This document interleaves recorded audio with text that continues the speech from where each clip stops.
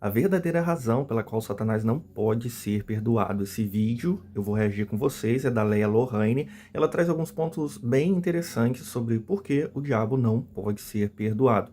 E também, né, por que Deus, ele expulsou Adão e Eva do Jardim do Éden. Eu já tenho a minha visão sobre essa questão e eu achei muito interessante também o que a Leia Lohane diz sobre por que Satanás não pode ser perdoado. Se você também já se perguntou sobre isso por diversas vezes e tem essa dúvida e também pensa que Deus expulsou Adão e Eva do jardim por pura maldade, assista esse vídeo que é muito interessante e com certeza vai mudar a sua percepção sobre esse assunto. Então vamos assistir.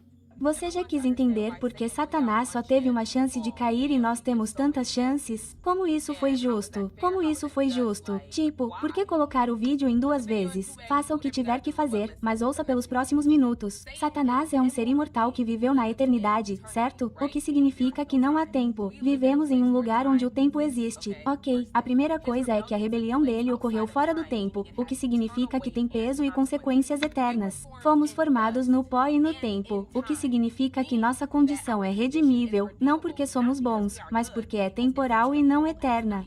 Então, Satanás foi criado para ser um ser imortal, certo? Vamos ver por que Deus nos expulsou do jardim. Você ouvirá muitos sermões diferentes sobre ele nos expulsar do jardim como punição por qualquer coisa. Isso não é biblicamente correto. Deus nos disse em Gênesis 3 que ele nos expulsou do jardim. Ele disse que se eles colocassem a mão na árvore da vida e comessem dela e vivessem para sempre no estado em que estão, no estado amaldiçoado em que Satanás também estava, eles viveriam para sempre em pecado. Ou seja, teríamos o mesmo destino de Satanás. Continue, continue. Deus não estava punindo Adão e Eva expulsando-os do jardim. Ele estava protegendo-os da separação eterna dele. Veja isso antes mesmo de eles comerem da árvore. E ele disse, mas se você comer desta árvore, certamente morrerá. E esse estado, quando ele diz isso, é uma punição. Mas agora também entendemos que em nossa morte, ela se tornou uma misericórdia, já que comemos daquela árvore e depois comemos da árvore da vida. Agora é uma misericórdia para nós. É bom morrermos porque, se não fôssemos capazes, estaríamos no mesmo estado que o inimigo, imortais e eternamente banidos de sua presença. Porque podemos morrer, podemos sacudir nossa carne e nos unir a ele em espírito no céu. 2 Coríntios 5 diz, enquanto estamos no corpo, estamos longe do Senhor.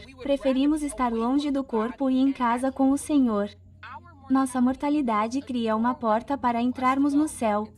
A morte veio do pecado, mas foi transformada em um portal de redenção porque Jesus a derrotou. Mas Satanás, sendo imortal, não tem esse portal. Ele não tem cruz, ele não tem redenção, ele não tem ressurreição, ele não tem fim. Agora que esclarecemos essa parte, por que Satanás ainda tenta nos enganar, mesmo sabendo que seu fim está finalizado? A razão pela qual ele engana e mente para você é para que possamos chegar ao nosso último ponto, para que ele possa acusá-lo. O nome do inimigo em Apocalipse é o acusador dos irmãos. Ele está nos acusando para fazer Deus entender que nunca seremos bons o suficiente, ou que não o amamos de verdade, ou que não o obedecemos de verdade, ou que só o obedecemos para obter coisas dele. Não, isso é tudo subproduto do que Satanás está realmente tentando convencer Deus. Ele está nos acusando para convencer Deus de que, pelo mesmo motivo pelo qual o está condenando ao inferno, ele deveria estar nos condenando. Ele está falando com Deus e dizendo, bem, Deus, eu tenho tentado lhe dizer que quando você fez aquelas duas pessoas miseráveis pela primeira vez, elas fariam a mesma coisa que eu fiz. Por que você não as está tratando da mesma maneira?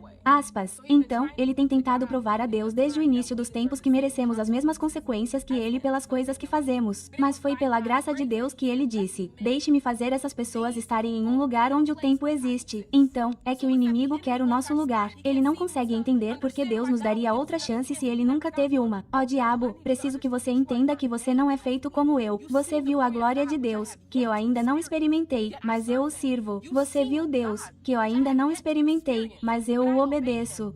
Você ouviu a voz dele audível todos os dias da sua vida, mas você desejou ser ele em vez de ser mais como ele. E ainda assim você me acusou de falhar. Mas qual foi a sua razão?